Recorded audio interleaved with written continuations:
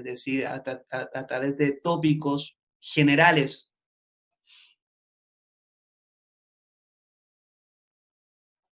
Claro, se podría decir como psicologicismo, como dice Marcelo. ¿Sí? Tiende a acudir, digamos, a esas dimensiones psicológicas para explicar fenómenos políticos tales como el liderazgo, fenómenos de carácter político, pensemos en liderazgo, sufragio, adhesión partidista, afiliación política, etcétera, pero sin mayor consideración del contexto, de las condiciones, de las dinámicas, ya sean términos históricos, sociales, económicos, políticos, culturales, etcétera, en que dichas dimensiones y dichos fenómenos se configuran.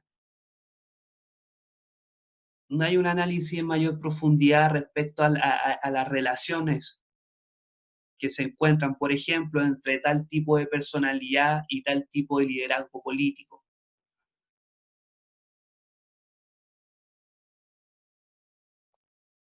Entre tal tipo de motivación, ya sea egoísta o altruista, y digamos, el tipo de sufragio. Se ven relaciones, ¿no es cierto? Pero no hay mayor análisis respecto a cómo se configuran, digamos, esas motivaciones altruistas o egoístas, y tampoco a cómo se configuran las decisiones en virtud de las cuales el sujeto vota por aquí o por allá, ¿no es cierto? No hay un mayor análisis del marco, digamos, histórico, como decíamos, social, económico, político, cultural, en virtud de los cuales se configuran los fenómenos psicológicos y los fenómenos políticos.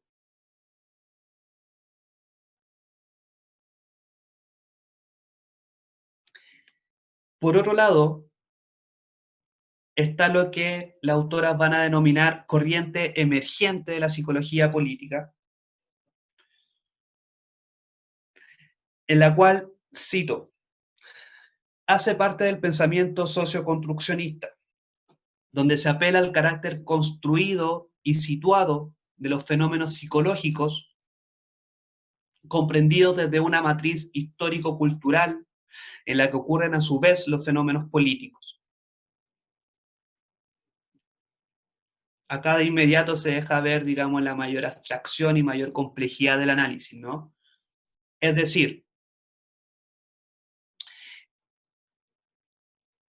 en la corriente emergente de la psicología política, los fenómenos psicológicos, tanto los fenómenos psicológicos como los fenómenos políticos anteriormente mencionados, no solo son parte de, sino que se constituyen como tal en referencia a una matriz histórica, en la que participan interrelacionadamente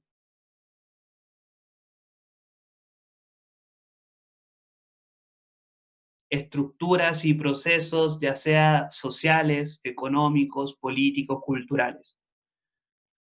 ¿Sí? Es decir, tanto los fenómenos psicológicos,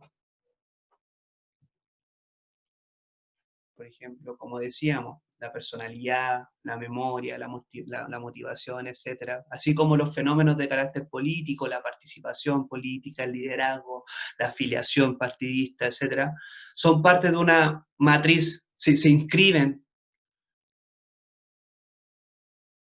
siendo parte constitutiva y constituyente de una matriz histórica mayor. Entonces confluyen elementos, digamos, de tipo económico, confluyen elementos políticos, del por qué, por ejemplo, se configura tal personalidad y de por qué personalidad tiende, digamos, a este tipo de acción política, pero por qué también esta acción política, cómo participan en esta acción política variables de tipo económico, variables de tipo cultural, etcétera. ¿Sí? Hay una explicación mucho más íntegra. Básicamente esa es la distinción que quiero con la cual empezar a causar, digamos, el tratamiento de la psicología política en Montero. Entonces la corriente moderna quizá es un poco más esquemática, un poco más, se puede decir, limitada en su análisis,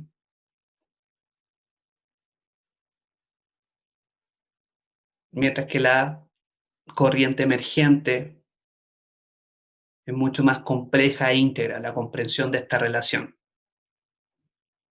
entre psicología y política, ¿sí? Bien.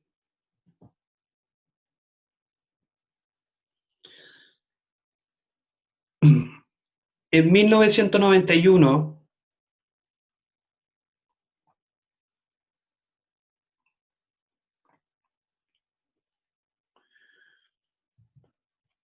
Marisa Montero va a plantear que la psicología política en Latinoamérica corresponde a ya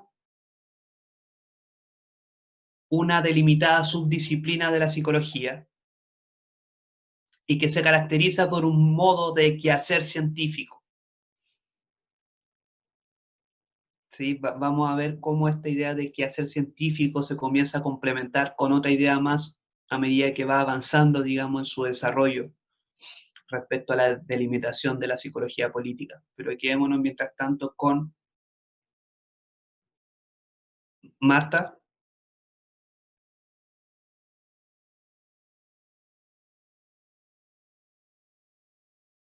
lo del quehacer científico, ¿sí?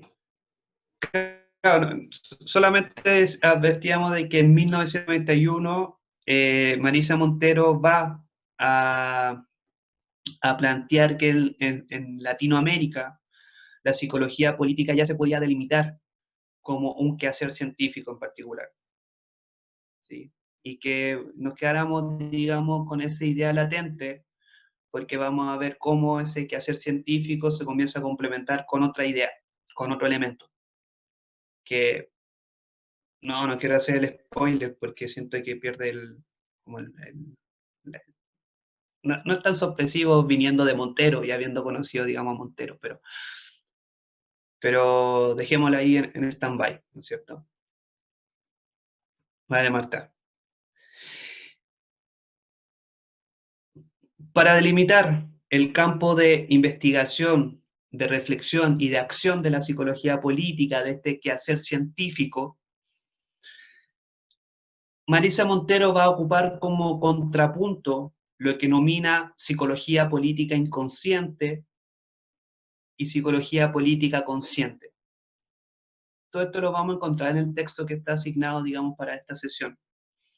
¿Sí? Estamos tratando de hacer como una cartografía general que le permita también leer ese texto con mayor, de manera más reflexiva, porque o ese texto también permite comprender esta clase de otra manera.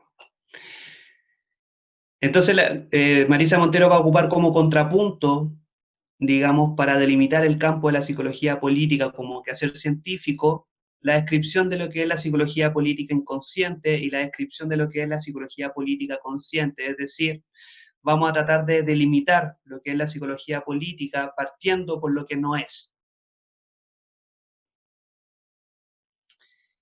En primer lugar, la psicología política inconsciente o implícita, también la va a llamar Montero,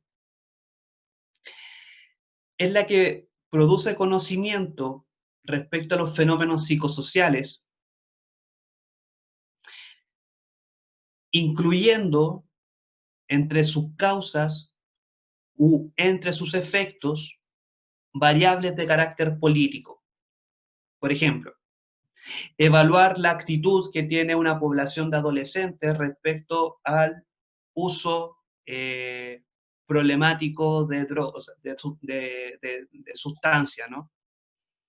Y considerar entre sus causas u efectos la participación política. En este sentido, lo político puede afectar o ser afectado por el fenómeno psicosocial investigado, pero no hay un análisis político en mayor profundidad del fenómeno psicosocial. Lo político participa de la investigación, pero como una de las variables, como uno de los efectos posibles, ¿no?